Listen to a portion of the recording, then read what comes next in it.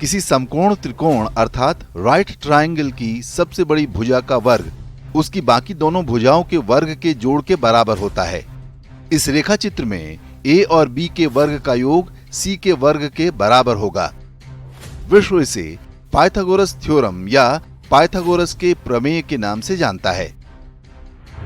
जिन लोगों ने भी 10वीं कक्षा तक पढ़ाई की है उन्हें इसके बारे में अवश्य पता होगा।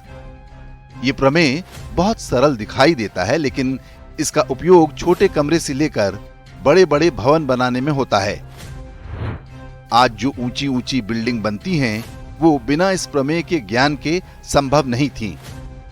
इसकी खोज का श्रेय प्राचीन ग्रीस के गणितज्ञ पाइथागोरस को दिया जाता है।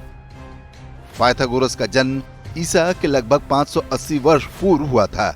ये वो समय था जब विश्व के दोनों ही अवैज्ञानिक मजहबों ईसाई और इस्लाम का जन्म नहीं हुआ था। पाइथागोरस को भले ही इसका श्रेय दिया जाता है, लेकिन सत्य यही है कि भारतीयों को इस प्रमेय का ज्ञान बहुत पहले से था। इसी प्रमेय की सहायता से प्राचीन भारत में स्थापत्य और मूर्तिकला अपने चरम पर थी। जिस सूत्र को पाइथागोरस का बताया जाता है, भारत में इसका लिखित प्रमाण पाइथागोरस से भी 250 वर्ष पुराना है। ईसा के लगभग 850 वर्ष पूर्व भारत में एक ऋषि हुए थे जिनका नाम बौधायन था। उन्होंने शुल्ब सूत्र नाम से पुस्तक लिखी है।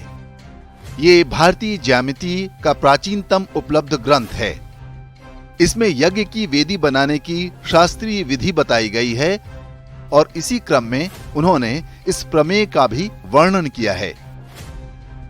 आज विश्व के कई गणितज्ञ मानते हैं कि पाइथागोरस ने इस प्रमेय का प्रतिपादन नहीं किया था, क्योंकि इसके बारे में बौधायन का लेखन पाइथागोरस से लगभग 2.5 शताब्दी पुराना है।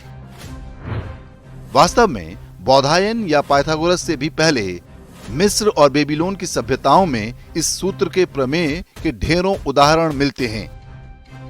मिस्र के पिरामिड बिना इस गणितीय ज्ञान के नहीं बनाए जा सकते थे, लेकिन इस तथ्य को स्वीकारने के बजाय हमारे देश में भी पाइथागोरस को ही श्रेय मिलता रहा है। ऐसा मैकॉले के प्रभाव वाली कांग्रेसी शिक्षा व्यवस्था के कारण था, जिसमें सारा जोर इस बात पर था कि भारतीयों में अपनी संस्कृति, इतिहास और ज्ञान विज्ञान के लिए कोई गौरव पैदा न हो पाए। अब नई शिक्षा प्रणाली के अंतर्गत कुछ राज्यों ने अपने स्कूलों में सच पढ़ाने की पहल की है। इसके अंतर्गत पाइथागोरस के साथ बौधायन और शुल्ब सूत्र के बारे में भी बताया जाएगा, ताकि देश की नई पीढ़ी को पता चले कि भारत को न तो मुगलों ने बनाया, न 1947 में कांग्रेस ने।